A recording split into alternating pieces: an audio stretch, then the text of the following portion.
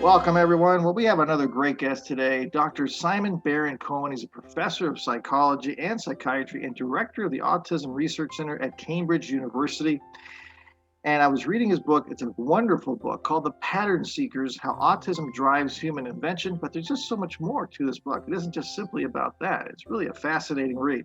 So we're going to learn all about it, or at least some of it, with Dr. Simon Baron-Cohen. So let's welcome to the show. Welcome, sir. Thank you very much, Carlos. Thank you for being here. Again, the book is much more than what even the title suggests. There's so much talking about personality and the evolution of how we think. I found your systemizing mechanisms really a fascinating concept. Can you tell us a little bit about what that's all about? Sure. So the book proposes that about 70,000 years ago, there was a big change in the human brain with a new mechanism called the systemizing mechanism that allowed us to see patterns in the world, but not just any old patterns, very special patterns. I call them if and then patterns. And that these patterns are what enables humans alone to invent, not just invent once, but invent generatively. You know, we seem to be the only species on the planet that can invent unstoppably. You know, We've been inventing since 70,000 years ago with the bow and arrow, and with the first musical instruments, the first jewelry, the first sculptures. So the book kind of goes into the archaeology, but we're still inventing. You know, we've just put, rover on Mars. We've just invented a vaccine. Humans just can't stop inventing. I guess that's a good thing. Great. It's great. It's given us mastery over the planet, over all other species. Absolutely. Now, can you expand? I know in your book you went pretty in depth, and I don't want to give your whole book away here for the audience, but you went into the if and then pattern, but you had the 4 steps of kind of how that all works. Do you mind briefly kind of touching on that? Yeah, I mean, we always, human beings, again, are one of the only species, probably the only species that asks questions. So, why did something happen? Or what caused this to happen? And it could be that, we see a candle and suddenly it blows out. And we're suddenly asking, this is the systemizing mechanism gets engaged. What made the candle blow out?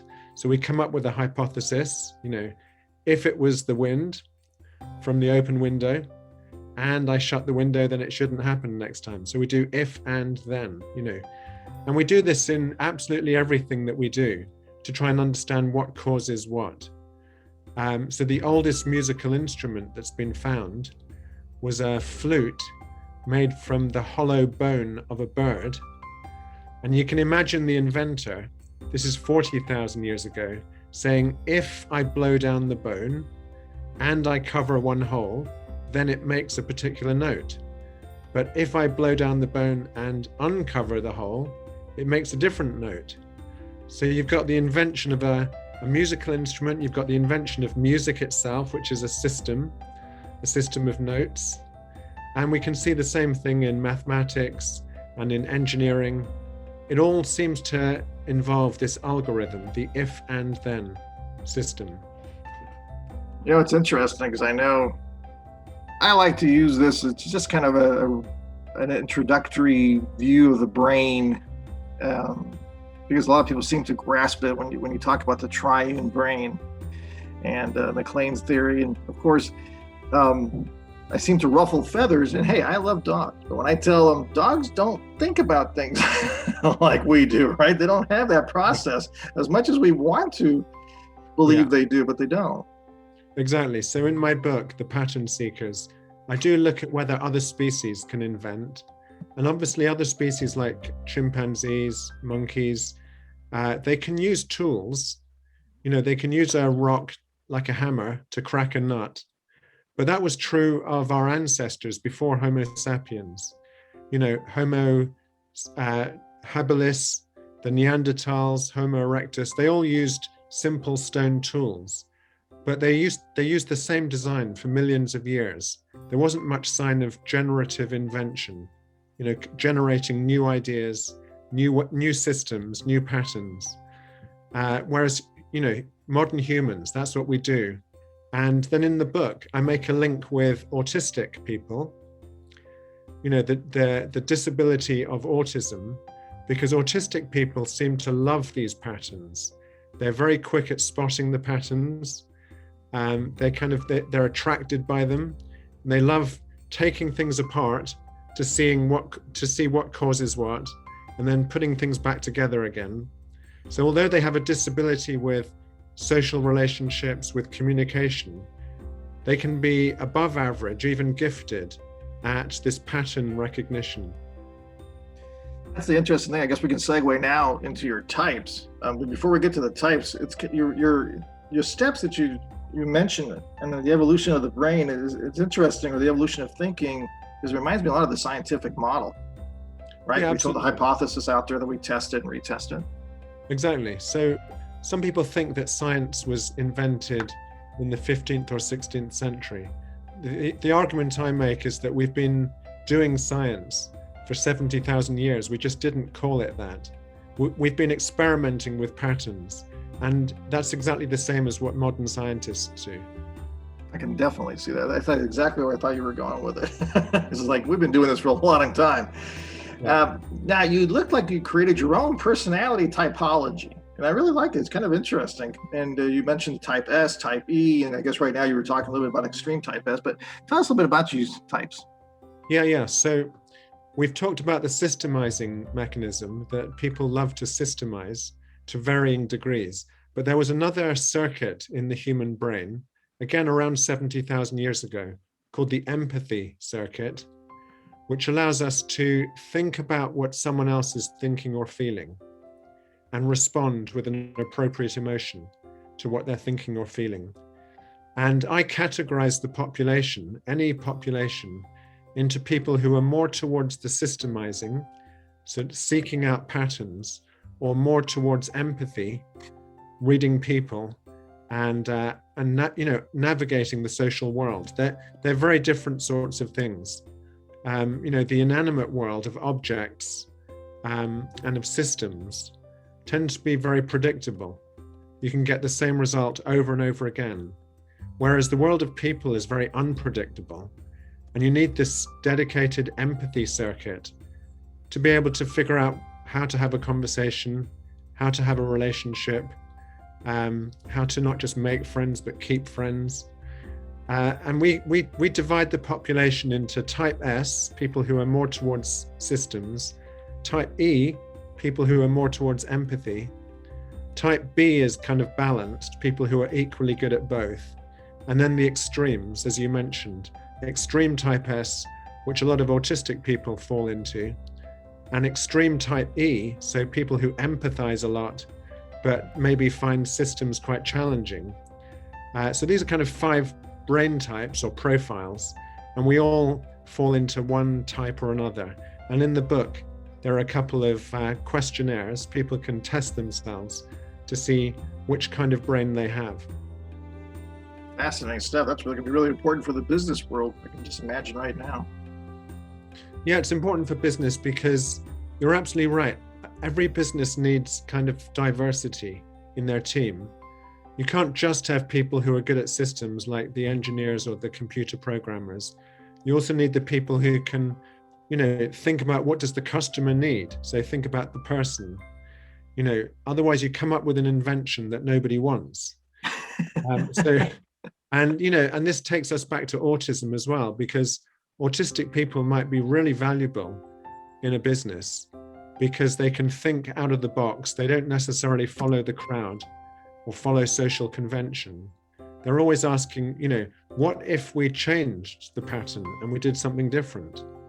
Then what would happen? So it's this if and then.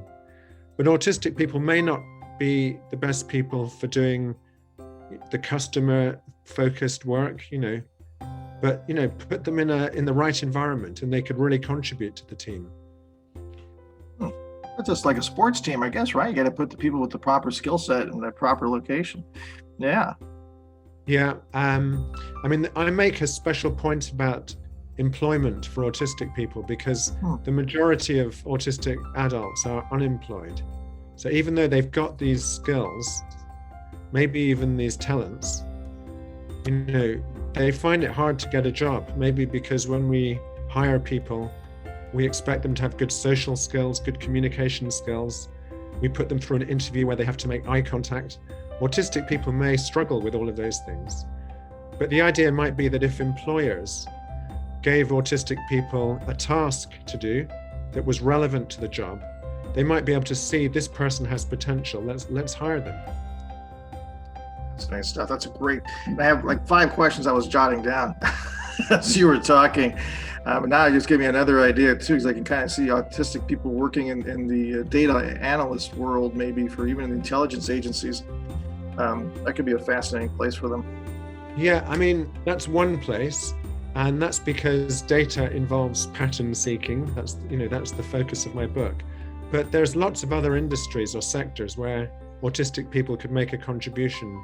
You think about your local bicycle store, where somebody has to repair the bike, or assemble a bike, or think about your local baker, where someone's trying to improve the recipe for baking the perfect loaf of bread. These are all systems, but some of them are more abstract, like computer programming. Some of them are a bit more concrete, but autistic people could be contributing at any level. Fascinating stuff, fascinating. Now, let me go back a little bit. My questions were started early. You mentioned extreme type S, extreme type E. You talk about type S and type E in your systems. It seems like to me, I'm going to ask you because I don't know, but it seems like to me there's a multitasking thing where there's a sacrifice made if you go from one to another, right? Just like in multitasking. Am I accurate there? Absolutely. So in the social world, we have to multitask the whole time. Like even in this conversation we're having, the conversation keeps twisting and turning, and I don't know where you're going to go next, but we have to keep switching. And even during that, I have to be looking at your face, listening to your voice, maybe interpreting your facial expression, your body language. So a lot of switching. Whereas in the world of systems, you can look at, I don't know, let's take a system like, we used the example of a bicycle before. You can put your bicycle upside down. You can start taking apart each piece one at a time. The system isn't unpredictable. You can stay on one task. You don't have to keep switching. And you can kind of record very systematically, how is each component working and how is each component contributing to the efficiency of the whole system. So it's a very different process. Interesting. Something came to mind, and I'm not even sure how to frame the question, but maybe I'll get your thoughts on it. It reminds me, it brought up the memory of Howard Gardner's multiple intelligences. Do you see any correlation here or anything, any thoughts on that? Absolutely. So Howard Gardner, I think he was at Harvard, but I think so. He was one of the first people to propose this idea that intelligence is not unitary. There are many different types of intelligence. And one of them was emotional intelligence, which is very different to logical reasoning or verbal reasoning, different kinds of intelligence. And I guess what we see in autism is that autistic people may struggle with what we might call emotional intelligence, the kind of being able to evaluate, is this person a friend? Is this person trustworthy? Should I be doing what they ask me to do? But they might be very good at mathematics or music, systems where you can very logically see the relationships between things. And the result is that autistic people can be very vulnerable. They can be manipulated, they can be exploited, and yet they may be very talented. Just hearing a song once, they can reproduce it on an instrument. Fascinating. I delve in the world of psychology, obviously. I teach in psychology, and it reminded me a little bit of the autism spectrum disorder as they changed the definition of the DSM-5. Yeah. What's your thoughts about the autism spectrum disorder? Did you like the original way? Do you like the new diagnosis? Does neither one of them work? So yeah, back in 2013, the American Psychiatric Association decided to revise the way we classify autism.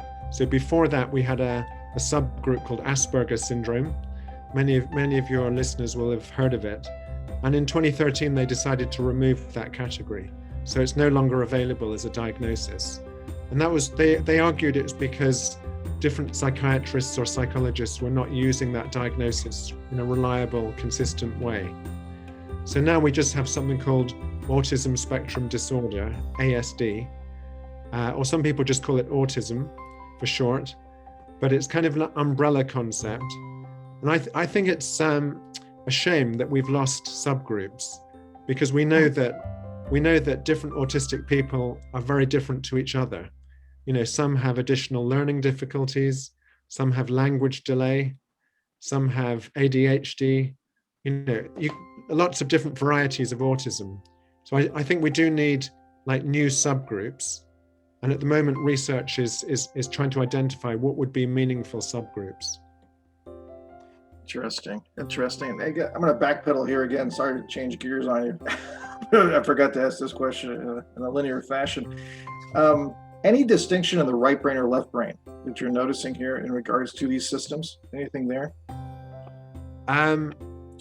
So, you know, systemizing and empathy don't just kind of fall simplistically into right and left brain. We know that some functions in the mind are lateralized. That's to say they're kind of more located in one hemisphere of the brain. And language is a very good example, very clear example of that. It's more on the left hemisphere. But empathy seems to involve maybe at least 10 different regions of the brain in a network. Wow. It's not just a single location in the brain. And with systemizing, or this pattern recognition, we're still learning from, you know, it's a very new area. So we haven't had enough MRI studies yet to really kind of map out the brain basis of systemizing.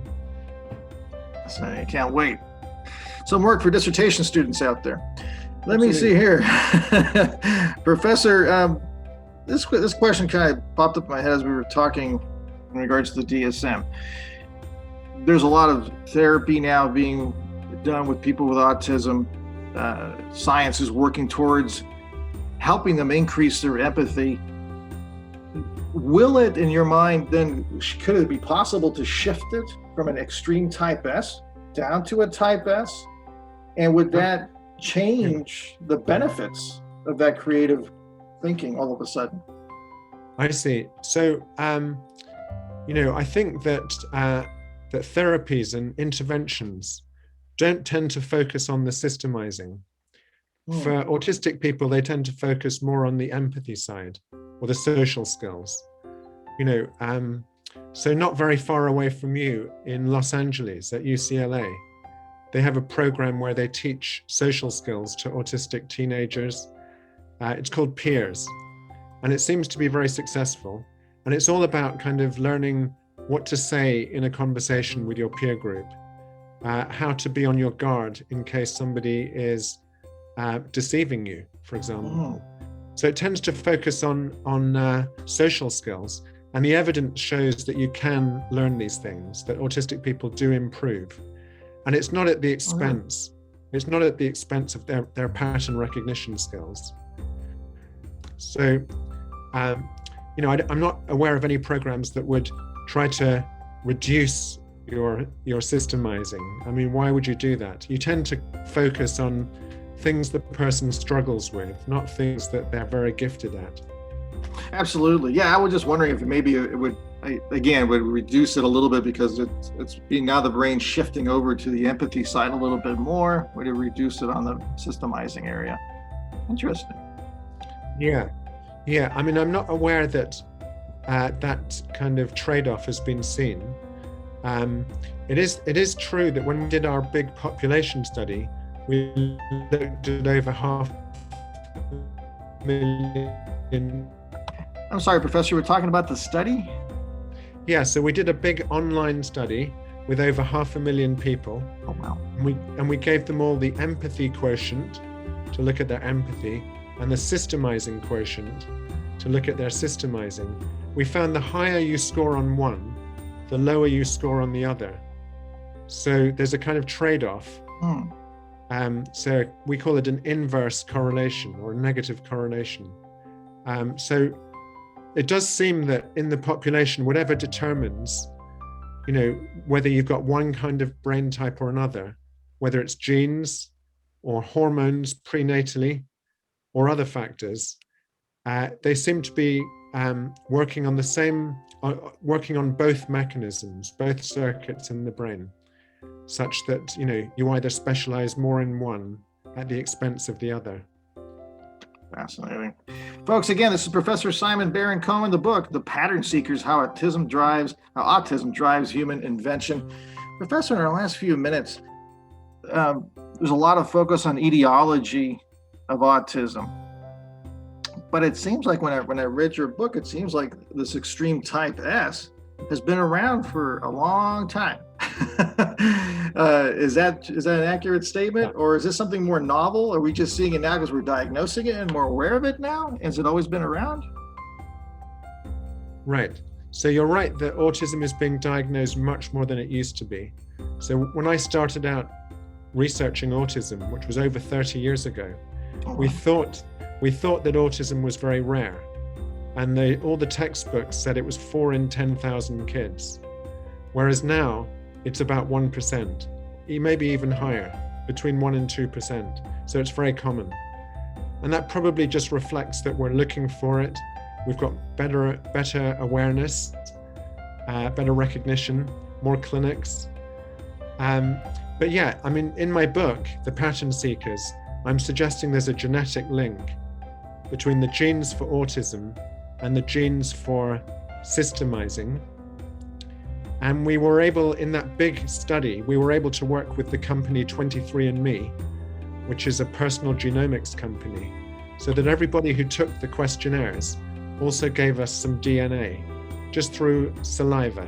They just spit in a tube, send it back, and we could look at their genome. And what we found was that the genes that contribute or are associated with good scores on the systemizing quotient, they overlap with the genes for autism. So that's how we know that going all the way back 70,000 years, the genes for human invention, they are the same genes. Many of them are the same genes that we now see also are associated with autism. So that's how we can see autism in this evolutionary perspective. Wow, fascinating. That changes the whole paradigm quite a bit, at least from what a lot of people are thinking right now about autism, thinking it's more of a recent phenomenon. Well, it's recent in that, it was only described in the 1940s. Yeah. And as we were talking earlier, the American Psychiatric Association calls it a disorder. I don't like calling it a disorder, because although it's a disability, these individuals also have strengths. And if we think about Greta Thunberg, the whole world has been watching her, certainly before the pandemic, because she was really understanding climate change and the climate crisis. And she's autistic. She's really good at spotting patterns. She's very obsessive. She's just on that one topic, and she doesn't mind speaking the truth to whoever she needs to talk to, whether it's the president of the US or the United Nations. She'll just say things as they are. So it's got that kind of social naivety or directness. But why call that a disorder? She may contribute to saving the planet. Yeah, I mean, there's certain states around the US that people do that anyway. They'll say whatever they want to. That's interesting, because that's exactly kind of one of the feels I was getting when I was reading your book, was that I was starting to get pulled away from the mentality of looking at it as a disorder. And that's kind of it was an interesting shift of mindset, because that would shift a lot of what the research is doing now. So I guess I don't know if you want to discuss that a little bit. Well, just to mention that, DSM, the Diagnostic and Statistical Manual that the American Psychiatric Association publish, they have to call all of these conditions in psychiatry. They have to call them disorders because that's how people get the insurance company to pay for treatment. You know, if it wasn't a disorder, would the insurance company pay? But in terms of, you know, what is the nature of autism? Is it really a disorder? It's certainly a disability because that's why people get the diagnosis. They're struggling. But it's more than just a disability. It's a difference, that these are people who see the world differently. You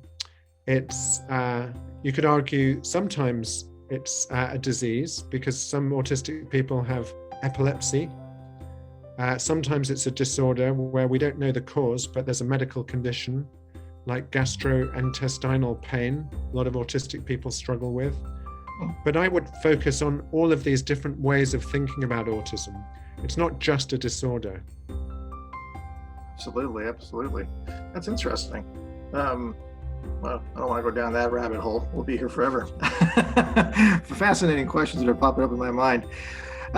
What's your main point? This is always the most difficult question for somebody who writes a book. Main point you want to get out in regards to the pattern seekers, folks, how autism drives human invention. What's the main point you want to get to the audience? Well, when I got to the end of writing the book, I also asked myself that question, what is the main point? And in the final chapter, I kind of stepped back and, you know, even though we can see that autistic people have arguably contributed to human progress, that their brains are wired for invention. Nevertheless, society is mostly excluding autistic people. I mentioned earlier how the majority of autistic adults are unemployed. Many of them have really poor mental health, probably because they're unemployed. We know that unemployment is bad for your mental health. So autistic people report high levels of depression and anxiety. And so the book is also like a call for action to society, that we need to bring autistic people in, whether it's in college or in high school or in the workplace. We can make our environments more autism friendly so that autistic people can be included under this new concept of neurodiversity. You know, we're very familiar with biodiversity, that there's many different ways of being a plant or an animal. And neurodiversity says there's many different ways of having a brain. We don't all have the same brains. You know, we talked about the 5 different brain types earlier, and autism is just one of those brain types. And we need to make sure that whatever your brain type, you have a place in society.